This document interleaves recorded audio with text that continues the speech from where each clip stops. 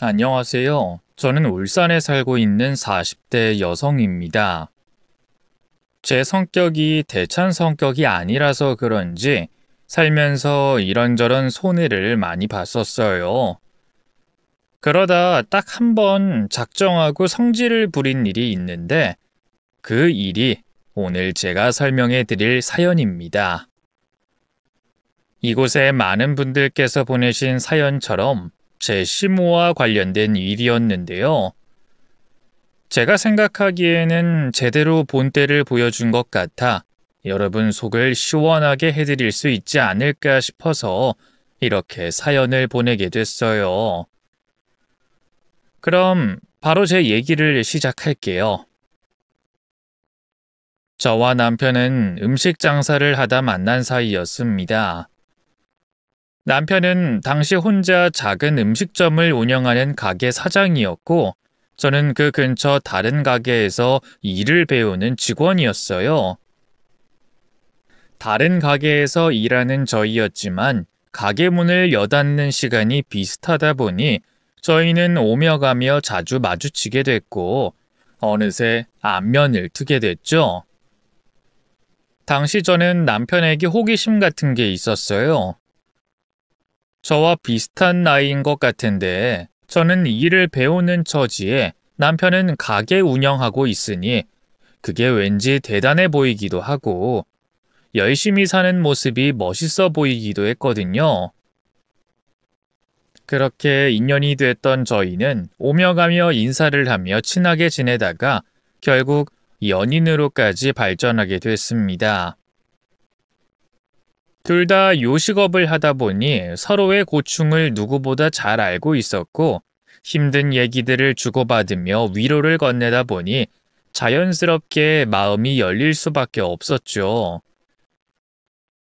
그렇게 동종업계에서 일하던 저희는 만남을 이어가며 어느새 결혼까지 약속하게 됐습니다. 사실 저희 둘 다 모아둔 돈이 많지 않아 결혼하기에는 여의치 않은 형편이었지만 저희는 오히려 그래서 결혼을 하기로 결심했어요. 돈 모아서 결혼하려니 언제 할 수 있을지도 모르겠고 차라리 살림을 합쳐서 같이 힘을 합쳐 돈을 모으는 게 낫겠다고 생각했거든요. 그렇게 저희는 일찍이 결혼하게 됐고 제게는 또 다른 가족이 생겼습니다. 남편은 아버님께서 일찍 돌아가셔서 어머님께서 혼자 계셨는데 사실 저는 결혼 전부터 시어머니가 걱정이었습니다. 결혼 전 만나뵀던 시어머니의 성격이 너무 모났다고 생각했거든요. 저나 남편이나 서로 더 나을 것 없는 처지인데도 며느리 욕심이 많으신 건지 저를 마음에 들어 하지 않으셨어요.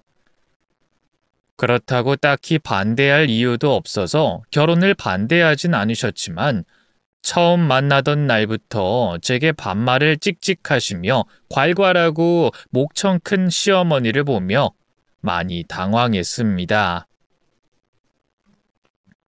거기다 옛날 분이라 고리타분하셔서 그런지 며느리 알기를 못같이 하시고 무조건 자기 아들만 최고라 생각하시는 그런 분이셨죠.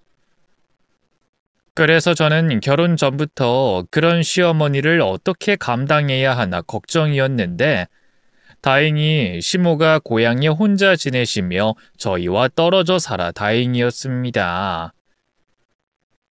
저희가 지내는 곳과 시댁에 거리가 있어서 자주 볼 일이 없었고 거기다 가끔 명절이나 생일날 시댁을 찾더라도 자고 가라며 붙잡거나 하는 일은 없어서 그나마 다행이었죠. 시모가 아들 일이라면 워낙 유난을 떠는 사람이라 자영업하는 남편이 바쁘다고 하면 절대로 붙잡지 않고 얼른 가보라고 했거든요. 물론 그 잠시 있는 사이에도 며느리를 무시하는 시모의 망언과 행동들에 억울하고 화나는 일들도 많았지만 그래봐야 1년에 몇 번 되지 않으니 이 정도는 참아야 한다고 생각하며 겨우겨우 참고 지냈어요. 그렇게 남편과 저는 같이 가게를 꾸려가며 열심히 살아보려 노력하고 있었지만 자영업자의 삶은 생각보다 어려운 일이었어요. 새벽같이 일어나서 장을 보고 음식을 한다고 해도 그만큼 돈이 벌리는 것도 아니고 장사가 잘 되다가도 언제 갑자기 손님이 뚝 끊길까 늘 전전긍긍이었습니다. 그러다 어느 날 저희 집에 어마어마한 일이 벌어지게 됐죠. 자영업자로서 이래저래 고충이 많던 남편은 매주 로또를 사곤 했었는데 저는 한 번도 그게 당첨될 거라고 생각한 적 없었어요. 하지만 남편이 로또를 사놓고 당첨될 상상만 해도 기분 좋다고 하기에 취미 삼아 그냥 놔두고 있었습니다.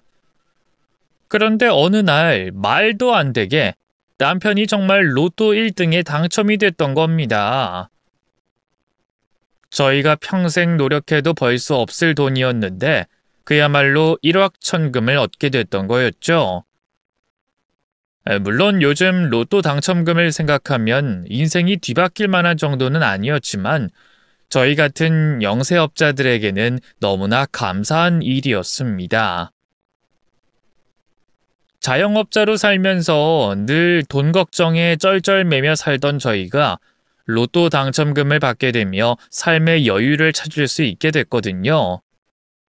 그렇게 로또에 당첨된 남편은 그 돈으로 고향에서 지내시는 시어머니께 집을 한 채 사드리고 빚으로 힘들어하시던 저희 부모님에게도 도움을 줬습니다. 그리고 남은 돈으로 가게에 투자를 하고 나머지는 급할 때 쓸 비상금으로 두기로 저와 약속했어요. 남편이 당첨된 로또니까 시어머니 집을 사드리는 것에 큰 불만은 없었습니다. 저는 오히려 남편이 저희 부모님까지 챙겨줘 고맙다 생각했어요. 그런데 그런 고마움을 제대로 느끼기도 전에 남편이 자꾸 저를 실망시키더라고요. 남편은 로또에 당첨된 이후로 점점 변해가기 시작했습니다. 하루아침에 아무 노력도 없이 큰 돈이 생겨서 그런 건지 자꾸 씀씀이가 커지더라고요. 이래서 고기도 먹어본 놈이 먹는다 그러는 건지 남편은 그 큰 돈이 있어도 제대로 쓸 줄 모르는 사람이었어요. 분명 나머지 돈은 비상금으로 두겠다고 해놓고 자꾸 저 몰래 흥청망청 돈을 쓰고 다니는 것 같았죠. 옛날 같았으면 엄두도 못 낼 가격에 사치품을 척척 사고 친구들 만날 때마다 자기가 쏜다며 비싼 술값을 결제하면서 카드를 막 긁고 다니는 겁니다. 그러다 어느 날에는 어차피 가게 일 때문에 바빠서 치지도 못할 것을 남들 따라하겠다고 그러는지 골프를 친다며 차 트렁크에 비싼 골프채를 숨겨놨다가 제게 걸린 적도 있었죠. 그렇게 밖에서 자꾸만 큰 돈을 쓰고 다니던 남편은 결국 묻어두기로 했던 비상금을 거의 탕진해버리고 말았습니다. 하지만 남편의 만행은 거기서 끝이 아니었어요. 그러면 차라리 가만히 있을 것이지. 비상금마저 다 쓴 남편은 그걸 만회해보겠다며 더 큰 사고를 치게 됐죠. 얼마 남은 돈을 불려보겠다며 로또 당첨금으로 남아있던 돈을 모두 엄한 곳에 투자를 하고 말았습니다. 저나 남편이나 하루 종일 주방에만 있느라 재테크 같은 건 알지도 못하는데 투자의 투자도 모르는 인간이 잘 알아보지도 않고 그 큰 돈을 덜컥 투자하는 곳에 갖다 넣어버렸더라고요. 이번에도 운이 따라주었으면 정말 좋았겠지만 이미 로또 당첨에 1,000원을 가져다 쓴 것인지 2번의 행운은 없었네요. 결국 남편은 투자한 돈 전부를 잃은 것은 물론이고 오히려 마이너스 수익을 내며 이전보다 더 많은 빚을 지게 됐습니다. 당첨금만 잃었더라면 차라리 원래 없던 돈이라 생각하고 그냥 열심히 살았을 텐데 찾아오지 말았어야 할 일을 겪게 되는 바람에 오히려 있던 것까지 잃게 됐어요. 결국 그 일로 가게도 접고 집도 차도 전부 날리게 된 저희는 길바닥에 나앉아야 할 신세가 됐죠. 과한 욕심에 행운을 날린 남편에게 원망이 들었지만 이제 와서 남편을 탓하기엔 너무 늦었습니다. 이미 벌어진 일을 수습할 방법도 없었고 그냥 살아가는 수밖에 없었죠. 그렇게 가진 걸 전부 잃고 지낼 곳마저 없어진 저희는 어쩔 수 없이 그나마 가까운 곳에 있던 시댁으로 들어갈 수밖에 없었습니다. 가뜩이나 불편한 시어머니와 시댁살이를 하려니 앞이 캄캄했지만 다른 선택지가 없었어요. 그런데 저희가 시댁으로 들어가자마자 시모가 저를 보며 땅이 꺼져라 깊은 한숨을 내쉬시는 겁니다.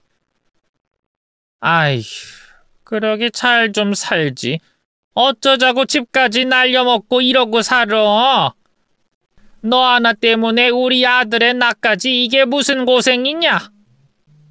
집이고 가게고 다 날렸으니 이제 뭐 먹고 살 거야? 어머님, 그게 무슨 말씀이세요? 왜 제 탓을 하세요? 제가 돈 날려먹은 게 아니라 남편이 사치한다고 끌어다 쓰고 빈돈 투자로 메꿔보겠다고 투자해서 날린 거잖아요. 그게 왜 우리 아들 탓이야? 네 탓이지? 우리 아들이 재수 좋아서 큰 돈을 벌어다 줬는데 그것도 관리를 못해서 일을 이 지경으로 만드냐? 남편이 그만큼 했으면 네가 똑똑하게 잘 운영해서 더 큰 돈을 벌어다 줬어야지. 아휴, 이 천치 같은 것이 있는 것도 못 지키고 집안을 아주 거덜내는구나. 그런 주제 어디 시어머니 앞에서 대들고 있어? 애초에 너네 집안이 봐줄만 했으면 이럴 때 너희들에게 무슨 도움이라도 줬겠지. 근데 쥐뿔 도움도 안 되는 집안에서 네가 시집와선 괜히 우리 아들만 괴로운 거 아니냐? 기가 막히게도 시모는 남편이 돈을 날린 걸 전부 제 탓을 하고 있었습니다. 워낙 우리 아들 하며 자기 자식만 끼고 도는 시모라는 건 알았지만 설마 자기 아들 잘못까지 제 탓이라고 할 줄은 몰랐네요. 가뜩이나 무책임한 남편 때문에 집까지 잃고 시댁살이를 하게 됐던 것도 스트레스였는데 그런 와중에 제 욕을 하시는 시모 때문에 저는 돌아버릴 지경이었어요.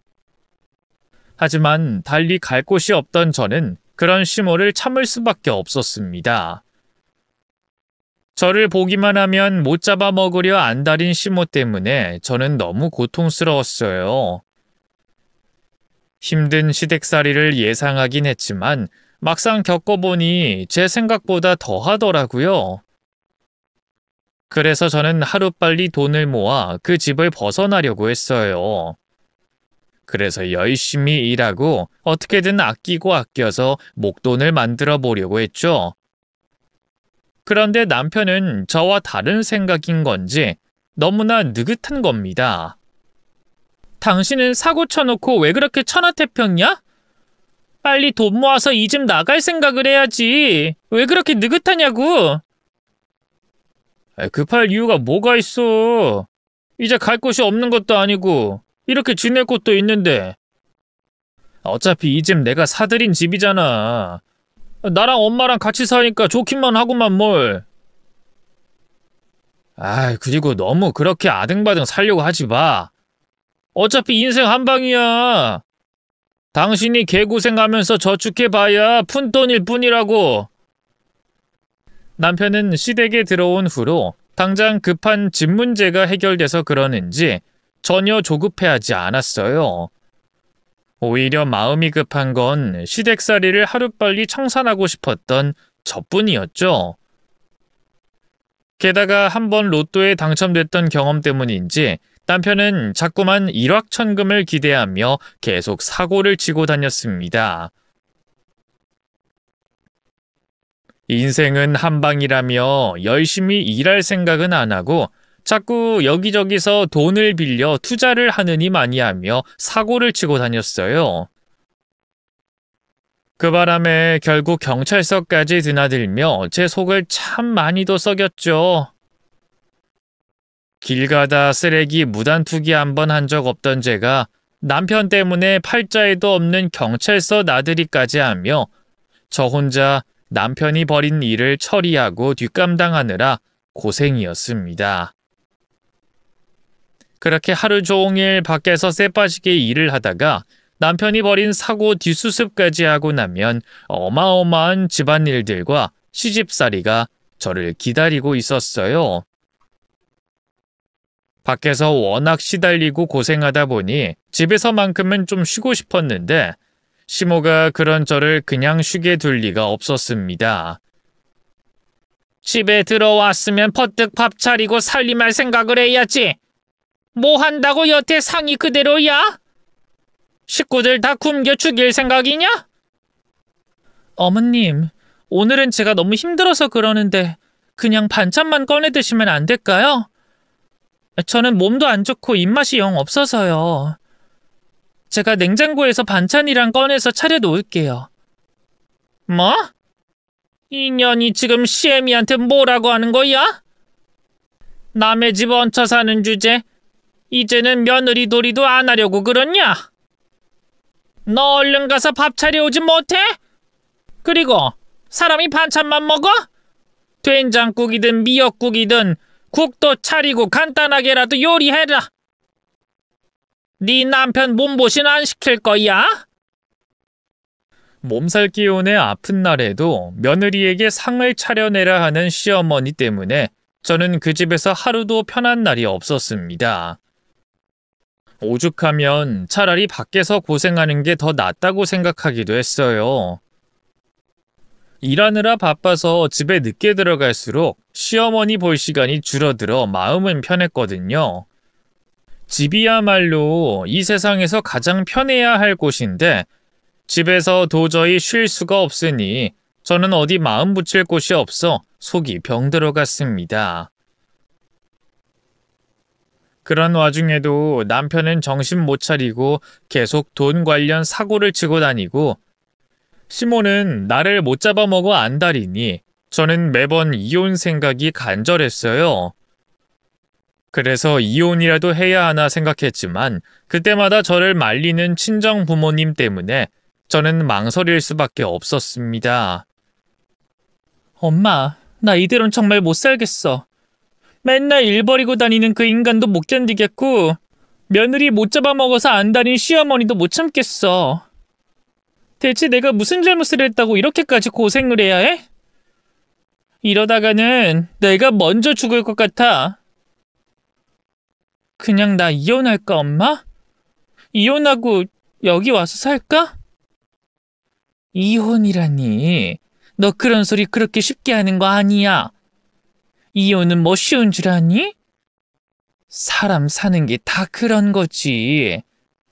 좋을 때도 있고 나쁠 때도 있는 거지. 좀 힘들다고 그렇게 사람을 쳐버리면 되나? 이서방도 그러고 싶어서 저러고 있겠어? 잘해보려고 하다가 일이 꼬인 걸 어떡해. 아마 지금도 자기가 날린 돈 만회하고 싶어서 그러는 거야. 그러니까 네가 이서방 마음 좀 이해를 해줘야지.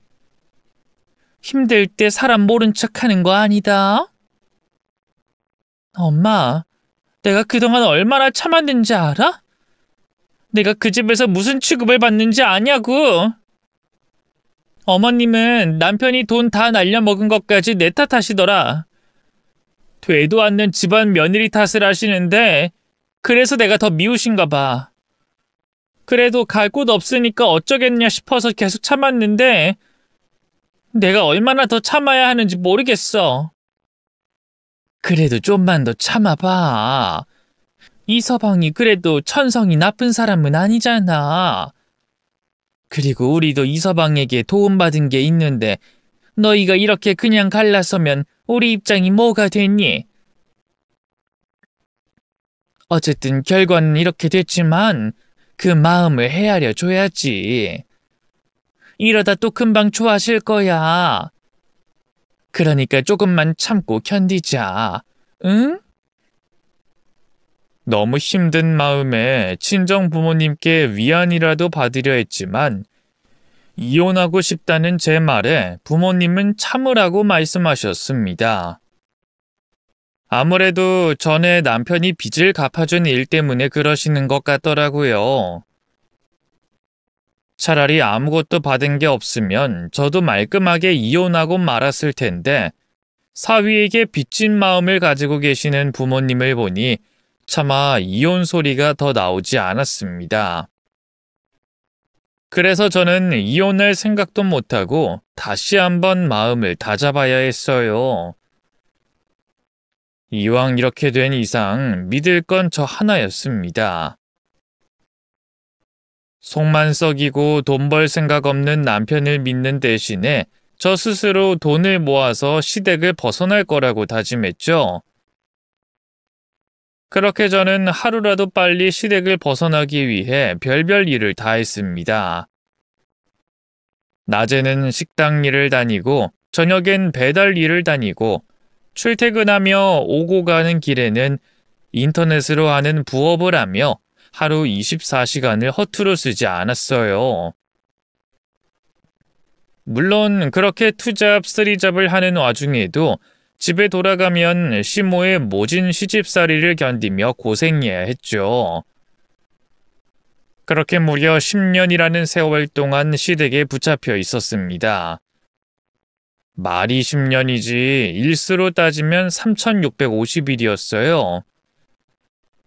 그날 중 단 하루도 마음 편한 날이 없었는데 드디어 그 집에서 탈출하게 되며 저도 시모의 모진 시집살이에서 벗어날 수 있었죠. 제가 돈을 차곡차곡 모으고 투자도 조금씩 했던 덕분에 자그마한 아파트를 한 채 매매할 수 있었거든요. 월세는 괜히 돈 나간다. 전세는 자칫 잘못하다간 낙동강 오리알 신세가 돼서 거리에 나앉을 수도 있다며 어떻게든 시댁을 못 벗어나게 하던 시모도 제가 집을 매매했다고 하자 더 이상 절 붙잡아둘 핑곗거리가 없었습니다. 물론 몸이 아프다며 마지막까지 제 발목을 잡으려고 했지만 그거야 제가 자주 찾아와 뵙겠다고 말씀을 드려서 넘어갈 수 있었죠. 결국 시모도 저를 붙잡는 걸 포기했는지 웬일로 이사 비용까지 부담해주겠다고 하더라고요. 그런데 이사하는 날이 제 마음에 들지 않았어요. 저는 웬만하면 이사하는 날을 주말 근처로 잡고 싶었는데 하필 주중, 그것도 화요일과 수요일에만 된다고 하는 거예요. 사실 이사 관련해서는 시모와 남편에게 전담을 맡겼었습니다. 이삿짐 센터에서 견적을 내려고 집에 방문했는데 낮에는 제가 일을 하고 있으니 시간 잡는데 어려움이 있잖아요. 그래서 집에 있던 시모와 남편에게 부탁했던 거죠. 자기들 말로는 최근 집값 문제로 이사가 갑자기 많아져 여러 업체들 모두 그 날짜밖에 안 된다고 말했다 하는데 저야 알 수 없는 내용이었어요. 어쨌든 이삿짐을 주중에 넣든 주말 근처에 넣든 문제될 건 없었으니 일단 알겠다고 하고 이사를 진행했습니다. 그런데 남편과 시모가 평일이고 이삿짐도 별로 없어서 굳이 휴가까지 쓸 필요 없다며 이삿짐은 자기에게 맡기라고 하는 겁니다. 그냥 일하라고? 그래도 이삿날인데 내가 옆에서 보고 있어야지. 우리 집만 빼서 옮기는데 뭐하러 귀한 휴가를 써. 그것도 어중간하게 화요일인데. 당신은 그냥 일해. 나 혼자 있어도 충분할 것 같으니까. 그래도 내가 직접 확인을 해야 마음이 놓일 것 같은데. 아유, 승호가 이삿짐 위치 잡는 것도 못할까봐? 그 귀한 휴가 지금 쓰지 말고 나중에 나랑 승호한테 한턱 쏠 때나 써라. 내가 너희 이삿짐 비용도 부담하는데. 저도 별일 아니라고 생각했습니다. 짐이 원체 없기도 없었고 이삿짐을 이삿짐 센터 직원분들이 옮기지 남편이 옮기는 건 아니니까요. 그래서 시모와 남편이 한 말처럼 이사하는 날 남편에게 수시로 전화를 걸어 확인만 했었죠. 그런데 생각보다 이삿짐 옮기는 게 오래 걸리는 겁니다. 가져갈 이삿짐이 얼마 없는데도 말이죠. 뭐야? 아직도 안 끝났어? 왜 이렇게 오래 걸려? 우리 둘이서 해도 더 금방 끝났겠는데. 그 길이 막혀서 늦게 도착했잖아. 그리고 사다리차 놓는데도 시간이 꽤 걸렸어. 여기 관리 사무실에서 뭘 착각했는지 사다리차 댈 곳에 주차가 돼 있더라고. 그거 정리하다 보니까 이렇게 됐네. 근데 이제 다 끝나가. 그때까지도 어떤 의심을 할 수 없었어요. 정말 차가 막혔거나 사다리차 댈 곳이 마땅치 않았다면 늦어질 수 있는 일이었으니까요. 또 미신일진 모르겠지만 새 집으로 들어가는 날 큰 소리를 내고 싶지 않았습니다. 시댁에서 빠져나왔다는 생각에 기분이 좋기도 했고요. 저는 오로지 퇴근에 이사한 집으로 들어갈 시간만 기다리고 있었고 7시가 땡 되자마자 퇴근을 서둘렀죠. 이사를 한 집에 도착해서는 이제 이곳이 내 집이다 싶어서 이리저리 둘러보고 있었는데 현관문 바로 앞에 있는 작은 방에 저희 부부 가구가 꽉 차 있는 거예요. 그걸 보니 남편이 이삿짐 위치도 제대로 못 맞췄구나 싶어서 짜증이 밀려왔습니다. 하지만 이사 첫날이니 억지로 끌어오르는 짜증을 참았죠. 우리 집을 큰 방에 옮겨야지 여기다 옮기면 어떡해. 이왕 사람 썼을 때 제자리에 놔야 돈 쓴 보람이 있지. 이번 주말엔 짐 옮기는데 시간 다 쓰겠다. 그래도 뭐 기분이 좋긴 좋네. 이제 더 이상 그 집에서 괴롭힘 당하지 않아도 된다고 생각하니.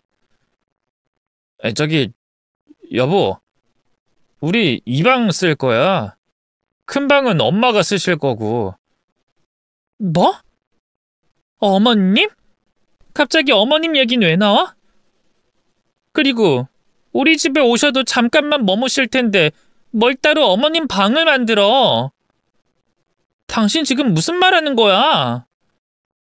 그게 엄마도 같이 왔는데 우리랑 같이 살겠다고. 뭐? 이 사람이 지금 무슨 소리 하는 거야? 어머님이 그 집을 놔두고 여길 왜 오셔? 가뜩이나 집도 좁은 곳에.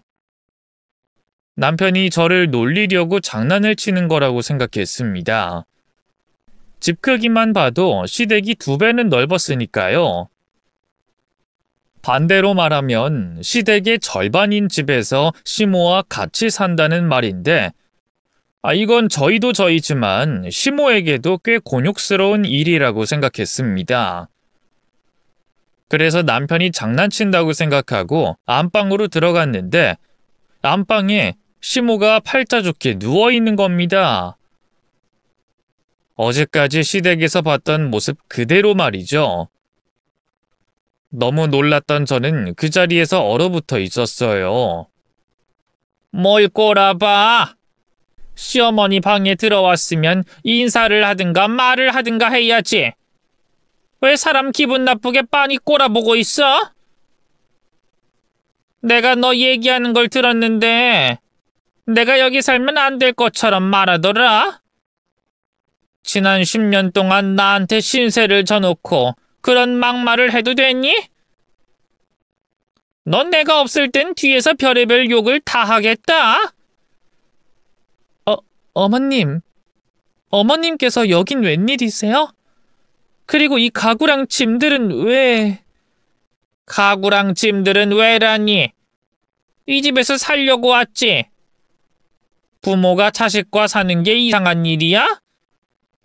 승호가 나 죽을 때까지 모시겠다고 그래서 여기 왔는데 내가 뭐 잘못된 행동이라도 했냐고. 아이 됐고 배고프니까 얼른 밥이나 차려라. 어머님, 그래도 이건 아니죠. 어머님 댁이 없는 것도 아닌데 이렇게 작은 집에서 어머님까지 사시는 건 아니죠.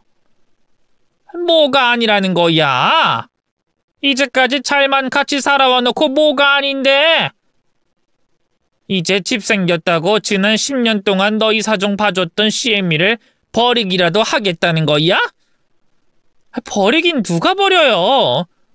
제가 말씀드렸잖아요. 자주 찾아가 뵙겠다고. 솔직히 저 어머님과 같이 사는 거 불편해요. 그래서 따로 나와 살려고 돈 모았고 이 집 구한 거예요. 저도 일하는 사람인데 어머님 일에 이 사람 일에 거기다 집안일까지 어떻게 저 혼자서 다 해요. 그래서 이제 좀 손 덜었다고 생각했는데 이렇게 따라오시면 어떡해요? 그러니까 지금 네가 말하는 게 시어머니 챙기는 게 귀찮다는 거 아니야? 밥숟가락 하나 더 놓고 빨랫감 2-3개 넣는 게 그렇게도 싫어? 그리고 내가 지난 10년 동안 내게 많이 의지를 해서 그런지 이제 집안일 하는 법을 모르겠더라. 네가 그 집에 남아있지 않으면 아무것도 못해서 굶어 죽을 거라고. 넌 CM이가 굶어 죽는 꼴을 보고 싶은 거야? 그걸 원해? 어머님! 순간 폭발했던 저도 시모에게 제 속마음을 말했습니다. 그리고 뻔히 보이는 시모의 못된 심보의 분노에 몸이 부들부들 떨었죠. 그러자 남편이 저를 다른 방으로 데려가더라고요. 당신 왜 그래? 엄마한테 소리치면 어떡하자는 거야? 엄마가 우리랑 사는 게 좋아서 따라오신 건데. 반대로 생각해봐. 엄만 이 좁은 집에 살고 싶겠어?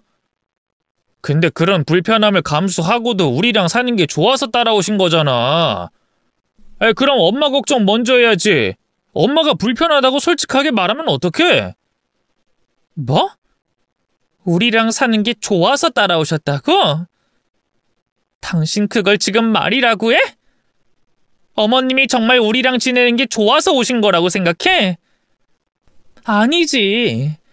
대신 수발 들어주는 사람 있으니까 편해서 오신 거지. 손가락 하나 까딱 안 해도 밥 차려주고 청소하고 심부름하고 해달라는 거 다 해주는 내가 있어서 오신 거 아니야? 당신도 알잖아. 근데 그걸 알면서도 어머님을 여기로 데리고 와? 나한테 한마디 상의도 없이? 당신은 내 생각 안 해? 내가 어머님 밑에서 얼마나 쇠가 빠지게 고생했는지 신경도 안 써? 넌 또 말을 뭐 그렇게 하냐. 그리고 나이 많은 부모님 자식이 모시는 게 당연한 일 아니야? 엄마 나이도 있는데 거기서 혼자 지내시게 놔둬? 그래서 자주 찾아간다고 했지? 전화도 더 자주 한다고 했고.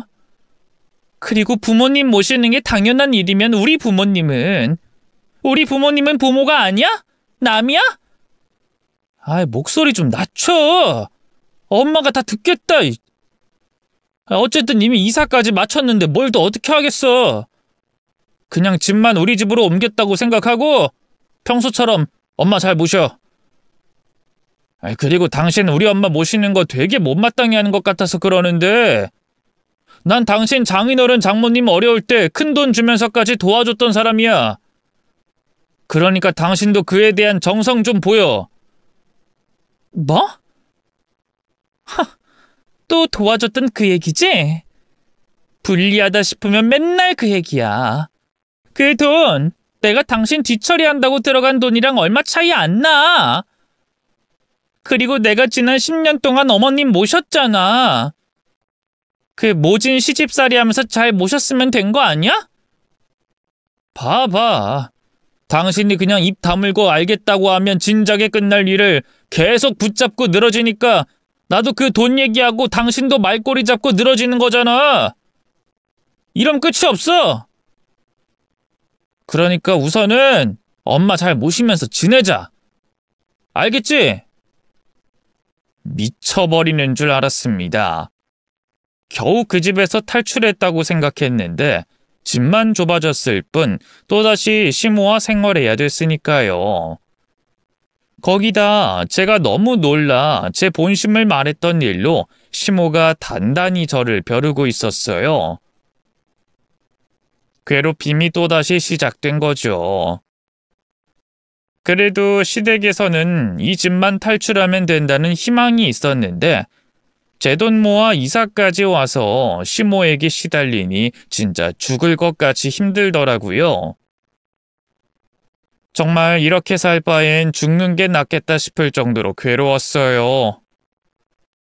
그런데 제가 죽기엔 억울했습니다. 시모와 남편에게 반항 한번 못 해보고 끝낼 순 없다고 생각했죠. 그래서 시모와 남편을 내쫓기 위한 복수의 계획을 세우기 시작했어요. 복수의 시작은 시모와 남편을 집에서 멀리 보내는 일부터 시작됐습니다. 저는 다니고 있던 일터에서 온천 숙박권이 나왔다며 두 사람에게 건네줬어요. 시모와 남편은 둘이서 좋다며 온천으로 여행을 떠났고요. 그때부터 저는 시모를 쫓아내기 위한 준비를 했죠. 준비는 착착 잘 돼갔고 계획 실행의 날은 시모와 남편이 집으로 돌아오는 날이 됐습니다. 두 사람이 집으로 들어오기 직전까지 제 계획의 준비를 하고 있던 저는 현관문 쪽에서 인기척이 들리자 곧장 거실 바닥에 누웠죠.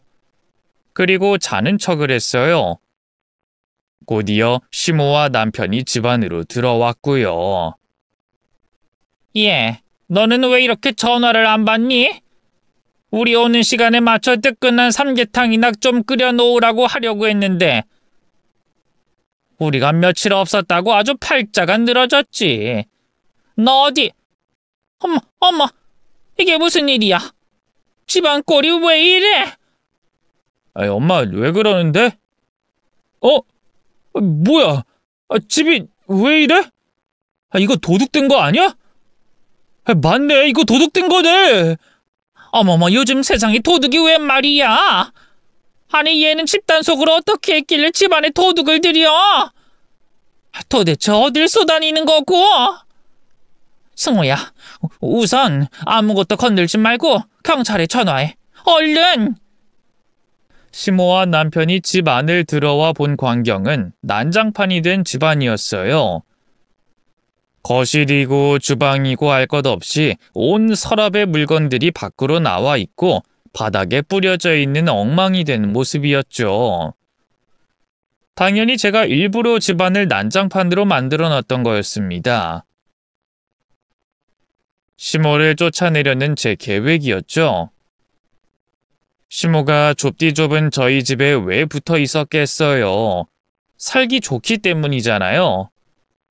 손가락 하나 까딱 안 해도 밥 차려주지, 집안 청소해주지, 안마에 심부름에 자기 기분 좀 상할 때 화풀이 할 수 있는 저도 있으니 시모 입장에선 이보다 더 살기 편한 곳은 없었죠. 그러니까 반대로 이 집에 붙어있기 힘든 환경을 만들면 시모가 제 발로 집을 떠날 거라고 생각했습니다. 제가 가사 일에 아주 손을 떼는 거였죠. 아니, 손을 떼다 못해 집안을 개판으로 만들기로 한 겁니다. 그래서 시모와 남편이 여행을 간 동안 일부러 설거지도 안 하고 빨래도 안 하고 청소도 안 했어요. 쓰레기도 일부러 모으고 남들이 먹은 배달음식 용기를 가져오기까지 했죠. 인터넷으로는 밀웜이라고 하는 애벌레까지 구입해 집안 곳곳마다 뿌려놨습니다. 제 계획대로 완성된 집안은 그야말로 개판이었죠. 그 엉망이 된 집안을 보게 된 시모와 남편은 도둑이 들었다고 생각했고요. 도둑이 들었다고 생각한 두 사람은 경찰에 신고를 하려고 했습니다. 도둑이 든 게 아니라서 신고해도 별 상관은 없었지만 괜히 일을 복잡하게 만들고 싶지 않았던 저는 이제 막 잠에서 깬 척을 하며 옷가지들 속에서 일어났죠. 아, 당신 왔어? 어머님 잘 놀다 오셨어요? 아이고 깜짝이야. 뭐야? 너 계속 거기 있었니? 너 찬다고 도둑이 든 것도 몰랐던 거야? 너 난리 난 이 집 좀 봐라. 도둑이 들어서 이 난장판을 만들어놨는데 넌 그걸 모르고 미련 곰탱이처럼 누워서 자고 있었어? 너 도대체 언제부터 잔 거야? 도둑이 언제 들었는진 알아? 도둑이요? 갑자기 무슨 뚱딴지 같은 소리를 하세요. 도둑이 들었으면 제가 모를 리가 없죠. 근데 왜 갑자기 도둑 타령을... 아, 집 때문에 그렇구나. 집이 좀 어지럽긴 하죠. 근데 이게 또 나름 편하더라고요. 뒷정리 안 해도 되고 옷도 눈에 보이는 대로 슥슥 건져서 입으면 되고 그리고 밥도 해서 먹는 것보단 시켜 먹는 게 확실히 편하더라고요. 배달 음식, 외식비 비싸다고 하는데 잘 들여다보면 값싸고 양 많은 곳이 많아요. 한 번 시키면 두세 번은 너끈히 먹는다니까요. 뭐? 그럼 지금 집이 이 꼬락선인 이유가 너 때문이라는 거야? 네가 우리 없는 동안 청소도 안 하고 쓰레기도 안 버려서? 얘가 지금 미쳤나? 너 지금 무슨 소리라는 거야? 너 정신이 있는 거야 없는 거야? 네가 집안일을 안 하면 누가 해? 넌 지금 이 돼지우리 같은 곳에서 살고 싶어? 네, 방금 말씀드렸잖아요. 지금 이 생활 생각보다 편하고 좋다니까요? 물건 찾을 때 좀 시간이 걸려 불편하긴 한데 그거 제외하곤 전부 다 괜찮아요. 그리고 계속 이렇게 살 것도 아니에요. 한 달에 한 번 정도는 사람 불러서 깨끗하게 청소할 거예요. 저는 잠깐이지만 이렇게 살다 보니까 좋던데. 만약 어머님께서도 별로라고 하시면 직접 청소하시고 집안일 하세요. 저는 이제 바깥일 하면서 집안일까지 하는 거 더 이상 못하겠으니까. 뭐? 네가 집안을 이 꼴로 만들어 놓은 이유가 있었구나. 날 시켜 먹으려고 이런 짓까지 해? 넌 네가 이렇게 나오면 내가 두 손 두 발 들고 이 집에서 나갈 줄 알았나 본데. 그건 네 오산이다. 내가 내 발로 이 집을 떠날 것 같아? 어디 너도 언제까지 버틸 수 있나 보자. 네가 이기나 내가 이기나 한번 해보자고. 제가 뭘 했다고 그렇게까지 말씀하세요. 그냥 이렇게 사는 것도 괜찮다고 말씀드린 건데. 어쨌든 어머님께서도 이렇게 사는 거 괜찮다는 말씀이죠? 그럼 전 해결 다 됐다고 생각하고 잠 좀 더 잘게요. 내일 일찍 출근해야 해서요. 혹시 드시고 싶은 거 있으시면 이 사람한테 배달 앱으로 시켜달라고 하세요. 아, 그리고 어머님 발밑에 있는 것처럼 벌레도 좀 있거든요. 그러니까 어머님 방에 벌레 들어가는 거 싫으시면 문틈에 테이프 좀 붙여 놓으세요. 뭐? 벌레? 어머, 벌레다, 벌레! 아이, 승호야, 이 벌레 좀 잡아! 진짜 천연이 미쳤나? 난 내쫓겠다고 집안에 벌레가 들끓을 때까지 있었어? 그래, 네 년이 그만큼 날 내보내고 싶다는 거지? 그럼 내가 더 이 악물고 버텨야지. 그게 네 년속을 뒤집는 일이니까. 갑작스러운 제 이상 행동에 의도를 눈치챈 시모는 어디 끝까지 해보자고 했습니다. 당연히 저도 시모가 순순히 물러나지 않을 것을 알고 있었기 때문에 아무렇지 않은 척 자연스럽게 행동했어요. 시모가 화를 내는데도 제가 맞불을 놓듯 천연덕스럽게 행동하자 발등에 불이 떨어진 건 남편이었습니다. 거실에 그대로 누운 저를 일으켜 세워 방으로 데려간 뒤 시모에게 사과하라고 했어요. 전 일부러 시모가 들으라고 큰 목소리로 남편에게 따져 물었고요. 당신 지금 뭐 하는 짓이야? 엄마랑 같이 사는 집을 이렇게 만들어 놓으면 어떡해? 당신 정말 우리 엄마 내쫓으려고 작정한 거야? 얼른 사과해. 사과하고 집안 정리하라고. 내가 왜? 그리고 방금 어머님께서 말씀하시는 거 못 들었어? 이렇게 사는 거 괜찮으시다고 하잖아. 근데 왜 당신이 난리야? 그리고 여기 내 집이야. 내가 새 빠지게 일해서 번 돈으로 산 내 집이라고. 내가 내 집에서 내 맘대로 살겠다는데 당신이 왜 난리야? 절이 싫으면 중이 떠나라고.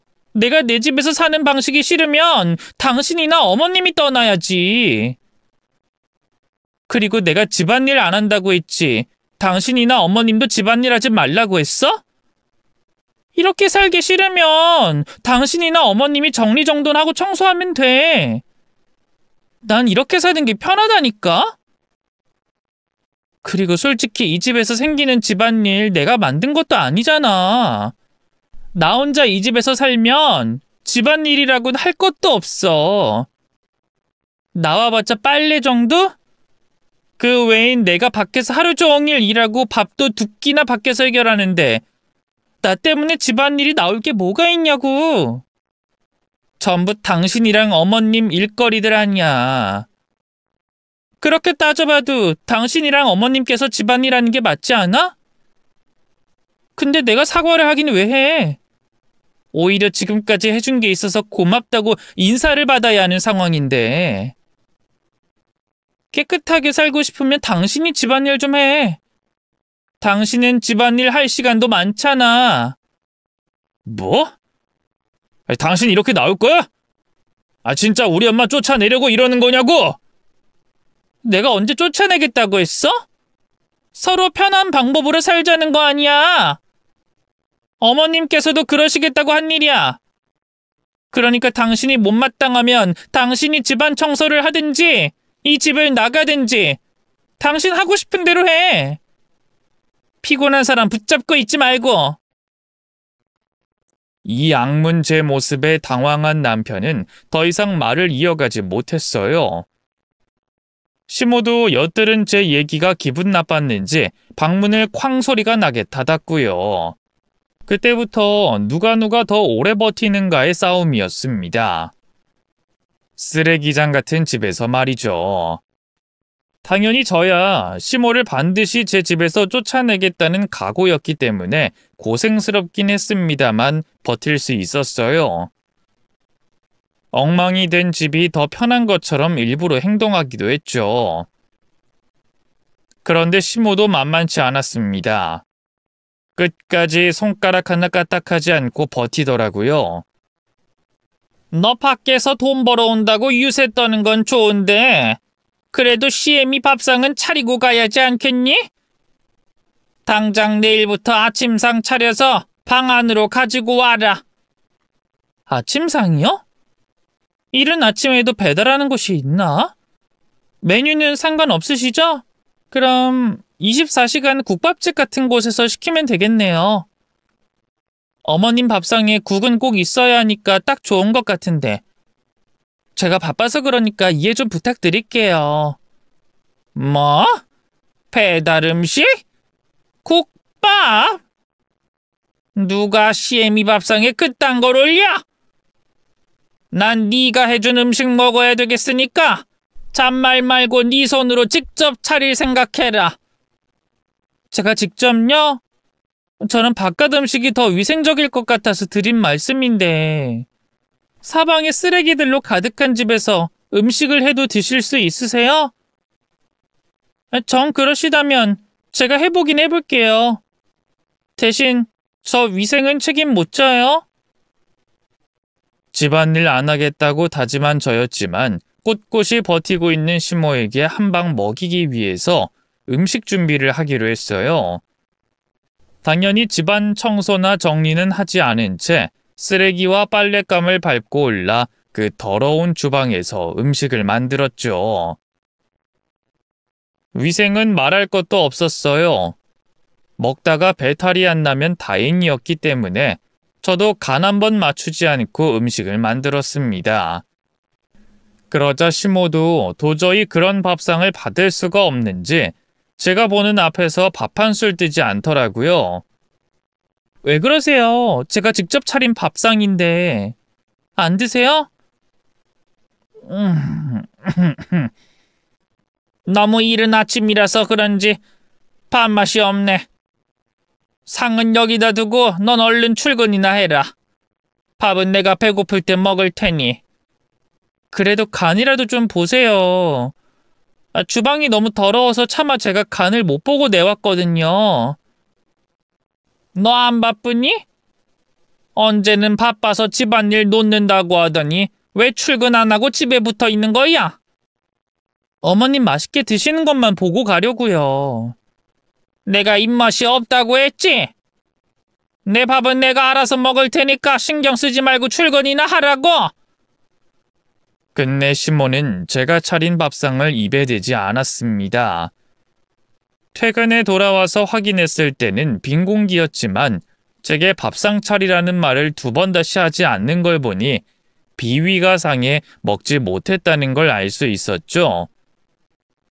그리고 더는 안 되겠는지 아들과 함께 직접 집을 청소하기 시작했어요. 반대로 저는 없어지는 쓰레기만큼의 쓰레기를 다시 만들었고요. 얘가 정말... 너 지금 내가 네 남편과 정리하는 거 안 보여? 그런데 어디 쓰레기를 바닥에 아무렇게나 버려? 이게 도와주진 못할 망정 방해를 하고 있어? 너 언제까지 이럴 거야?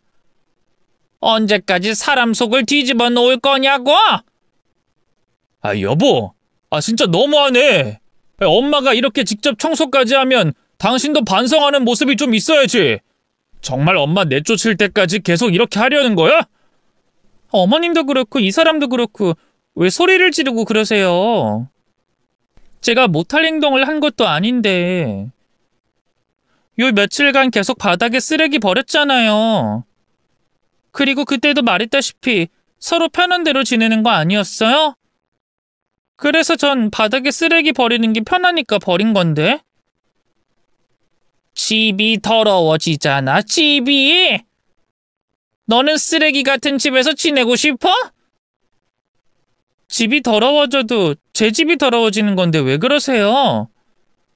전 제 집이 쓰레기장이 돼도 좋아요. 그때 괜찮다고 말씀하셨으면서 왜 또 말을 바꾸세요? 그리고 생각해 보세요. 저도 어머님 댁에서 지낼 때, 아니, 최근 이 집에서까지도 똑같이 했어요.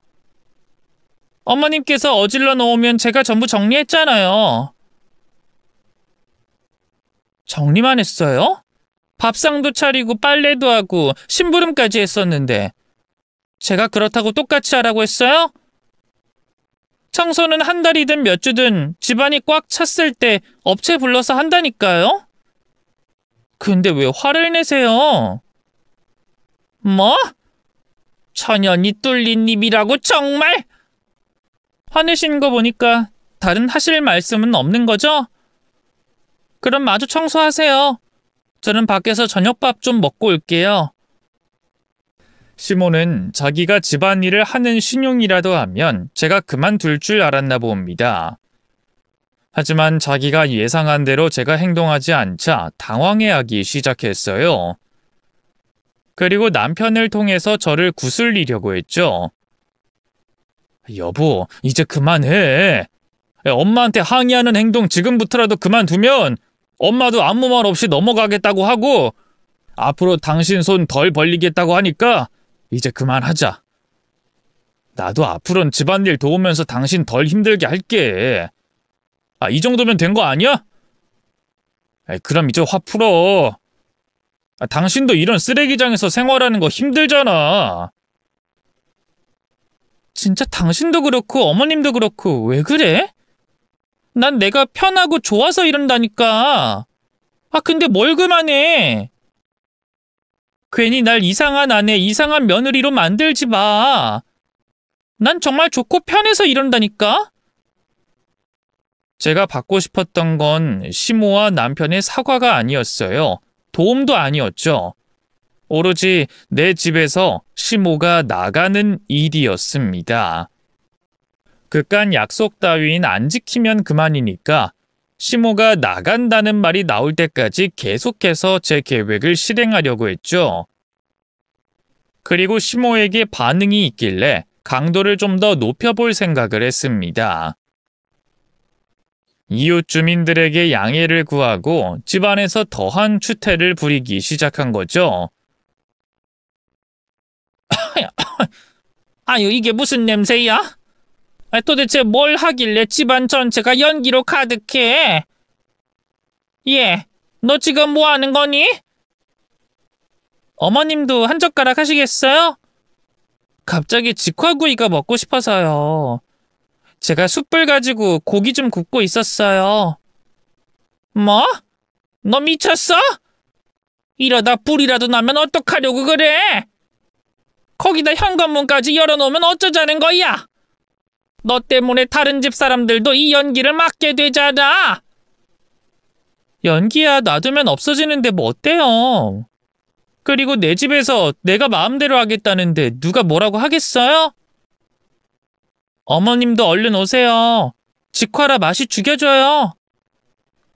그날 이후에도 전 고성방가도 하고 빨래도 복도에서 말리며 추태라는 추태는 다 부렸습니다. 그럴 때마다 앞집과 윗집, 아랫집까지 이해를 부탁드린다며 비싼 선물이나 호텔비까지 드려야 했기 때문에 제 피 같은 돈이 나갔지만 그만큼 효과는 확실했어요. 시모가 동네 돌아다니기 창피하다면서 집 밖을 못 나가고 있었거든요. 그러다 결국 제가 끝낼 것 같지 않아 보이자 시모와 남편이 무릎을 꿇고 빌기 시작했죠. 진짜 쓰레기가 금방 나오죠? 엊그제 사람 불러서 청소 싹 다 했는데 벌써 또 이만큼 쌓였어요. 내가 이 많은 쓰레기와 집안일을 혼자 했다고 생각하니까 미련했다 싶어요. 이렇게 편한 방법이 있는데 그 고생이나 하고 있었다니. 우리 오늘은 짜장면이나 시켜 먹을까요? 오랜만에 온 가족이 둘러앉아서 밥 먹을 수 있는 공간도 나왔는데 거실이든 주방이든 금방 바닥에 쓰레기 쌓이니까 오늘 아니면 안 될 것 같으니 그렇게 해요. 네? 저기 여보, 내가 엄마랑 당신한테 할 말이 있는데 그게... 얘 슬기야, 내가 잘못했다. 그러니 이제 그만해라. 내가 이렇게 무릎 꿇고 빌 테니 이제 제발 그만해. 이제 나 이런 집에서 더는 못 살겠다. 집안 꼴이 이게 뭐니? 엊그제 청소업체가 싹 치우고 갔는데 어떻게 이틀도 안 돼서 벌써 쓰레기가 쌓여? 내가 잘못했으니 이제 제발 그만해라. 네가 바라는 대로 내가 이 집을 떠나마 내 집으로 돌아갈게. 그러니 우리 승호는 좀 멀쩡한 집에서 지낼 수 있게 해다오. 응? 갑자기 왜 그러세요? 그렇게 말씀하시면 제가 어머님을 쫓아내려고 한 것 같잖아요. 집이 뭐 어떻다고. 이제 제발 그러지 마라. 나도 사람인데 네가 왜 이러는지 모르겠니? 너 원래 성격 이렇지 않았잖아. 나보다 더 깔끔 떠는 성격 아니었냐? 네가 왜 이러는지 알아. 그래서 내가 잘못한 것도 알고 내가 너 부려먹어서 이러는 거지. 그 집에서 10년이나 붙잡고 있었는데 네가 산 집까지 따라와서 이러는 거 아니냐? 내가 잘못했다. 2번 다신 너 부려먹을 생각하지 않으마. 그러니 제발 예전의 너로 돌아와 주렴. 여보, 나도 잘못했어. 내가 중간에서 행동을 똑바로 했어야 했는데 전부 내 잘못이야. 내가 남편으로서 제 역할도 못하고 엄마랑 당신 사이에서 생기는 문제도 못 본 척하고 있어서 이런 일이 생긴 거라고. 앞으로 정신 차릴게. 월급이 적든 많든 우선 꾸준히 다닐 수 있는 곳에 취업하고 내가 집안일도 도울 테니까 이제 그만하자. 엄마도 집으로 돌아간다고 하잖아. 내가 그 말을 어떻게 믿어? 말로 한 약속은 안 했다고 하면 그만 아니야? 그리고 당신이 정신 차리겠다고 한 말이 이번 한 번이냐고. 난 말로 하는 건 못 믿어. 어머님에 대한 제 입장도 마찬가지예요. 나가겠다고 말씀만 하시고 하루 이틀 다른 핑계로 있으시면 저만 또 바보 되는 거잖아요. 아니다. 네가 보여준 게 있는데 내가 어떻게 나가는 신용만 하겠니? 내가 만약 거짓부렁이면 네가 또 이 집을 쓰레기통으로 만들면 되는 거잖니. 그래도 정 못 믿겠다면 내가 각서라도 써주마. 도장도 찍고. 그래 여보, 나도 그렇게 할게. 앞으로 바로 일자리 구하겠다, 당신 집안일 돕겠다 등등 당신이 바라는 대로 각서 적을게. 그러면 되겠지?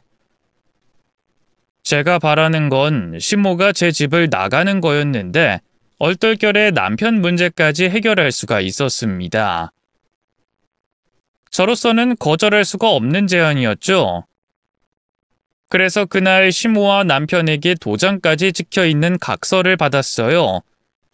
그 다음은 제가 잔뜩 신이 난 채로 다시 엉망이 되어가고 있던 집을 깨끗하게 청소하고 정리했고요. 이후 남편은 바로 다음 날부터 구직을 하기 위해 나갔고 시모는 이삿짐을 싸기 시작했습니다. 그로부터 일주일 뒤에는 제가 그렇게도 바라던 일, 시모가 시댁으로 돌아갔고요. 남편도 시간은 걸렸지만 매달 따박따박 월급을 받아오는 일자리를 구했어요. 약속한 대로 집안일을 잘 도와주고 있고요. 덕분에 요즘엔 걱정이 없네요. 사실 그 일이 있고 난 뒤로 시모와 영영 앙숙인 관계가 되면 어쩌나 걱정도 했는데 다행히 그때 제가 이 악물고 한 행동을 보고 시모가 자기 행동에 대해서 진심으로 반성을 했는지 지금 저와 시모의 사이는 그렇게 나쁘진 않아요. 물론 모난 시모의 성격이 어디 가지 않았지만 그래도 지난번 일에 앙심을 품거나 저를 더 괴롭히려고는 하지 않습니다. 저는 그것만으로도 만족해요. 지금 보내고 있는 삶만으로도 저는 충분히 행복하답니다. 앞으로도 남편은 회사 열심히 다니고 시모도 저를 덜 좀 괴롭히며 우리 친정 식구들까지 별 문제 없는 딱 지금의 행복한 시간이 오래 갔으면 좋겠네요. 여러분께서도 가정의 평화와 행복이 깃들길 바라겠고요. 저는 이만 제 사연을 마치도록 하겠습니다. 제 사연 시청해 주셔서 감사해요. 그럼 안녕히 계세요.